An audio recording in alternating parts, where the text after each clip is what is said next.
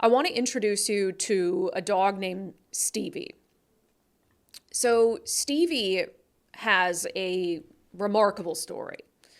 Not only is Stevie just probably the most adorable dog I've ever seen, but Stevie had a really long journey to finding her forever home in Seattle. In fact, the Port of Seattle back in around 2020 did a story on Stevie and on Stevie's journey from the streets of Qatar to the city of Seattle.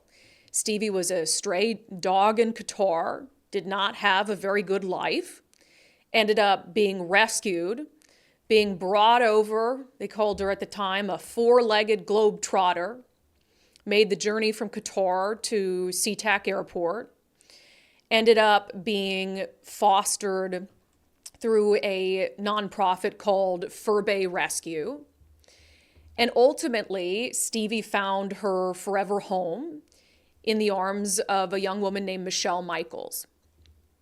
So here you have this adorable little dog that made a journey all the way across the world from Qatar, only to be shot in the head last Thursday and killed in the city of Seattle.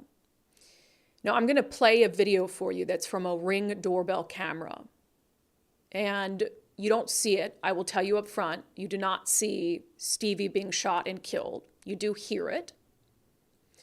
But to set this up for you a little bit, Stevie was at home with her mom, Michelle. Michelle was working inside. Stevie was in the front yard, by all witness accounts, when a 22-year-old man named Magan Yuseff, for no apparent reason, took out his 9mm pistol and shot Stevie in the head. Here's the video.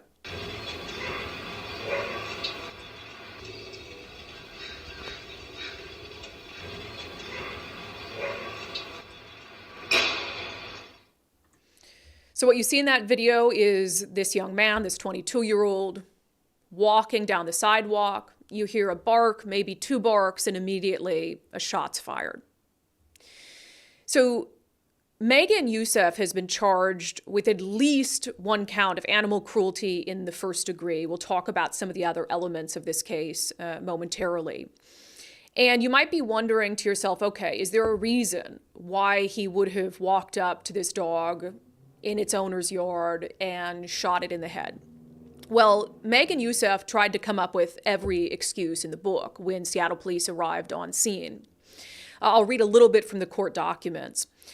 Seattle police wrote, Yuseff indicated that he had been bit by Stevie. He said he indicated that it was his left leg, but officers inspected it for injuries.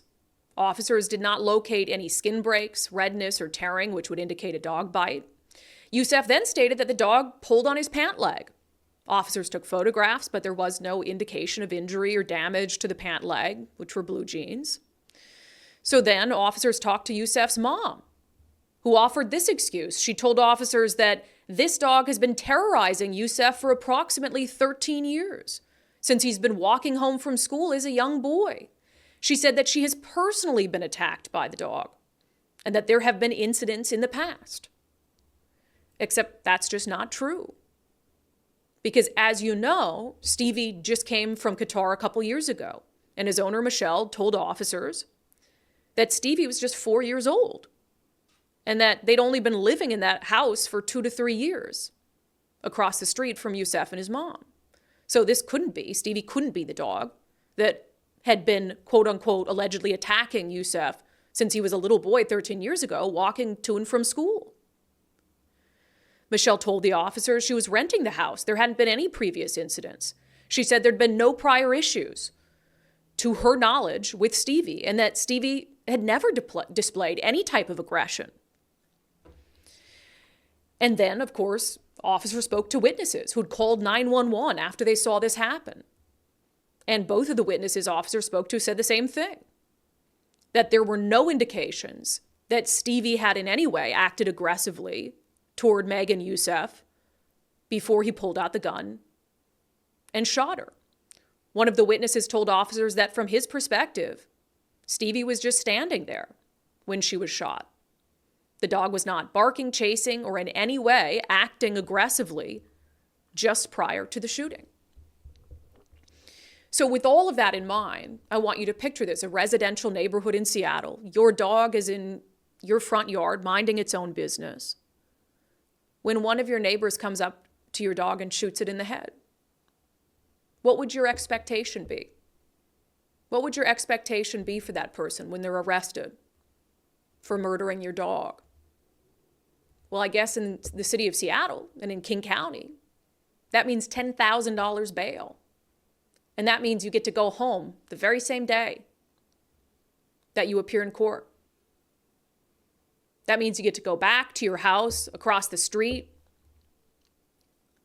from the house where you just killed a dog for no apparent reason. So we asked Stevie's owner, Michelle Michaels, who is very upset, and I think that's understandable, but she was willing to come on and talk to us today about what she's been through and about what happened in court. Just going to start with, it seems like a dumb question, but how are you doing? Okay. I know. I can't. Every person watching this, his heart, I know, is just breaking for you. Let's just start. Tell me about Stevie. Tell me about what kind of dog Stevie was. Stevie was just magic. I had never met another dog like her before. Just the smartest, silliest creature. I have worked in rescue a lot, and so I've seen a lot of dogs, and there's just something so different about her. And we just like completely bonded. I've never experienced anything like it before. Just from the pictures and the videos, it just seems like she had this just total personality. Just the total human personality. Yeah, she was just my baby. Yeah. Tell me about, we mentioned it a little bit before you came on, but just the wild story about Stevie's journey to America. Can you tell me a little bit about how Stevie came to be with you? Yeah. I'm volunteering for a rescue called Fur Bay Rescue, started by these two amazing sisters. Uh, and one was a pilot for Qatar Airlines, and the other lived in Vancouver, BC.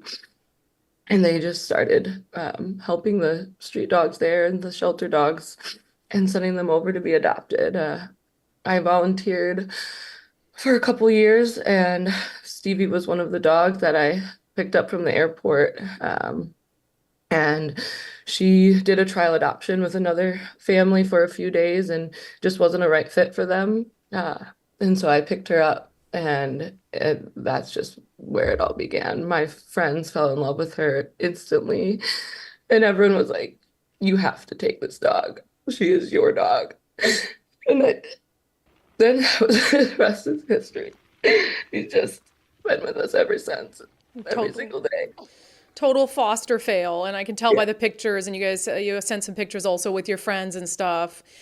So let's talk about what happened. You know, we've seen the video. I guess when you heard the gunshot, how long did it take for you to truly grasp what had happened? I was in complete shock. I just looked instantly out my window and saw her laying there. I didn't know. I couldn't wrap my brain around it. I ran out instantly and held her in my arms, and I still, part of me thought there was something that could be done for her. So I was just screaming for help. Um, and I ran her inside as soon as I realized nobody could help. And I just held her in my arms and until her heart stopped. And then it became a little bit more real. And I just couldn't believe it. Michelle, did he say anything to you? I I think he said something, but I just don't remember. He was just standing right next to us the whole time I was screaming for help. And he had the gun in his hand still. Yeah. Did you feel like you or your friend you were in jeopardy? I honestly couldn't even think about that at the time. Looking back, obviously it's very scary. Um, but in the moment, I just wanted someone to help Stevie. So I didn't even care. Now, we read the documents and he made, all sorts of excuses saying, oh, this dog's been terrorizing his family for 13 years, which we know isn't true because you've only had Stevie for a couple years. Suggested that Stevie lunged at him, which witnesses say just isn't true, that Stevie was just sitting there at the time. Yeah, Have you thought what reason in the world there would have been for this man to do this to Stevie? I can't imagine. Um, I the only thing I can think about is just having a deep-seated fear of dogs. I know, and I just wish he knew her. I just really wish he knew who she was. Because I don't think he would have done that. She's the sweetest.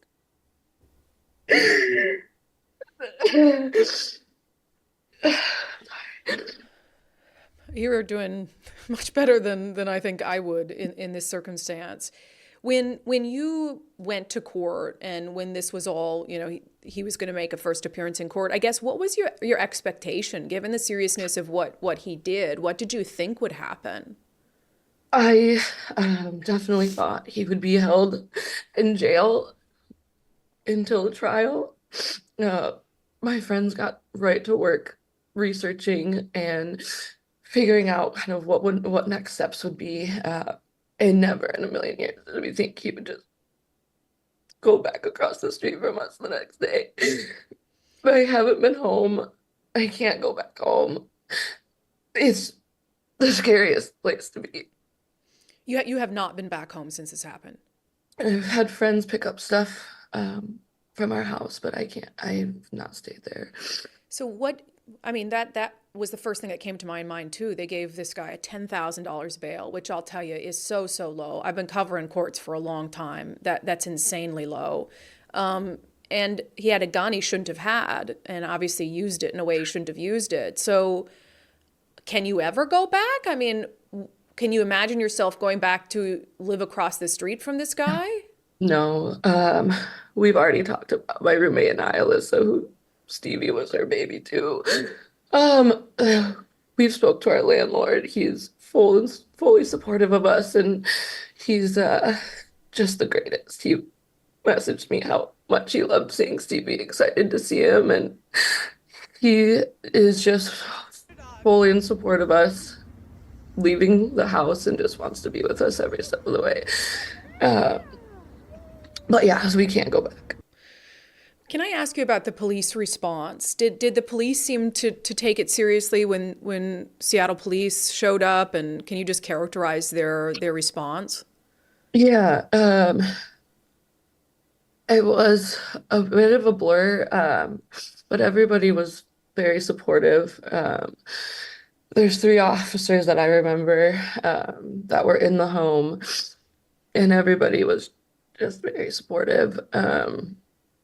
For me, I could only think about Stevie, to be honest, and I didn't want personal support or feel like I needed it, but I really appreciate them kind of pushing me through that and staying with me and being there. And they helped me get a hold of my friends, and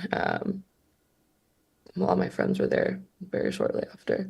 Yeah, one of your friends told us that one of the detectives just sat next to you and offered to hold your hand.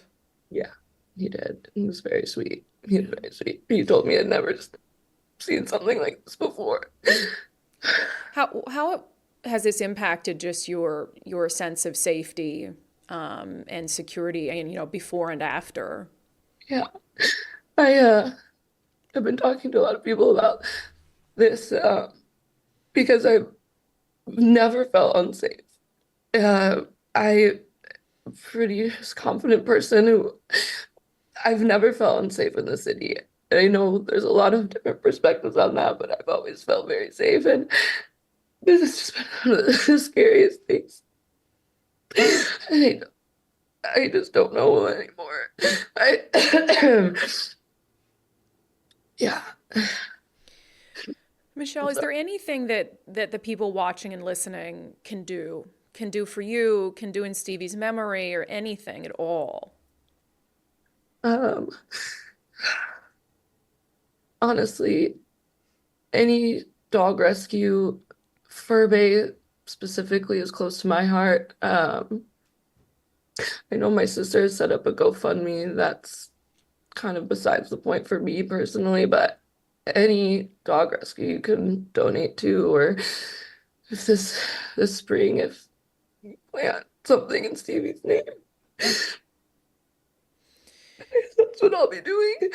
Do you plan to follow this case and be at future hearings or? Yeah, I'll be at every hearing. The next one is in April 22nd, and I will be there. I'll be there in person. You know, I mentioned, we've been covering crime stories a lot, and one of the chief concerns is really low punishments or no punishments for people, and just slaps on the wrist. What Yeah. would your message be to the prosecutor's office as they pursue this case to trial? Yeah, I need this person to be convicted to the fullest degree. I'm terrified to be in my home. And Stevie was not just an animal. She was my baby. She was a family member. Well, Michelle, again, our heart just breaks for you, and what has happened, obviously, since is not right. It's not justice, and Stevie deserves better. And we'll be following this. And if there's anything else we can do, you please let us know. Okay. Thank you so much. That's just about as devastating a story as we've ever talked about on the show. And again, you think about all the factors in this case, and we're in touch with the prosecutor's office because there had been some other information that was floating around that perhaps he did not legally have that firearm, and certainly there would be some sort of charge for discharging a firearm in city limits when he had no reason to do it. And so we're wondering if there are going to be other firearm charges added, and so we will continue to follow up with the prosecutor's office and law enforcement to figure that out. And look, she had mentioned what her expectation would be at trial. I would never expect that he was going to be held until his court date. I mean, there are some people who, commit homicides who aren't held until their court dates. Their bails are set pretty dang high, though. But when you take all of this into consideration, and you've got someone who is willing to, by witness accounts, shoot a dog in the head for no reason, that's either someone who has an extreme indifference for life, or that's someone who's not mentally well. And to give him $10,000 bail and then send him on back home to the same neighborhood where they committed the crime is unfathomable to me, particularly when they clearly lied multiple times to law enforcement about the reason for shooting Stevie. So this is really horrifying on so many aspects. It's a failure of the criminal justice system. The other thing is, this is an instance where prosecutors didn't seek a high bail either. And this 22-year-old, to the best of their knowledge, has no criminal history. So you go from no criminal history to shooting a dog in the head, and that doesn't raise some alarm bells about an extreme risk to the public. I think prosecutors asked for $15,000 bail at first appearance, and the judge dropped it down to $10,000. $15,000 bail isn't very much either. And so this is, oh my gosh, just listening to Michelle and the heartbreak that she obviously feels. And I don't blame her for not wanting to go back home. So you have this young man who not only took Stevie from her, but also took her sense of security and safety in a city that she otherwise felt safe in, and has took her home from her. She's not willing to go back. So now she's working. This landlord sounds like just a absolute world-class human being, and is going to move out. And I don't blame her over all of this. So again, it's such a heavy story to start the show, but it's like when you have something so helpless and so innocent as a dog, and the ability to shoot that dog in the head and take its life, and then you get back out just like that, $10,000 bail. That's a breakdown in the criminal justice system, and that's a judge in a system that has no care or concern for the safety of the public. It's just wrong. Nicole said when we were doing this, because Nicole, I come in, Nicole's crying because she's watching the video, she's putting photos together, and she wanted to make sure that we end this segment on just a positive thing that we could all kind of do. And so as Michelle mentioned, if you want to make a donation to Fur Bay Rescue, maybe you could make it in Stevie's name. If you're interested, it's furbayrescue.dog. Furbayrescue.dog. And that's the organization that helped Stevie find her forever home with Michelle. And you know what? They should have had many, many, many more years of happiness and fun and joy and laughter together, and that was cut short, and that is devastating for any of us who are dog owners. I know that you guys feel very deeply what Michelle is going through, and my heart just breaks for her. So maybe we can do something for Stevie by donating to Fur Bay Rescue and helping other dogs like Stevie, who came from Qatar for a better life in America, all the way from Qatar, just to be killed in Seattle. Absolutely devastating.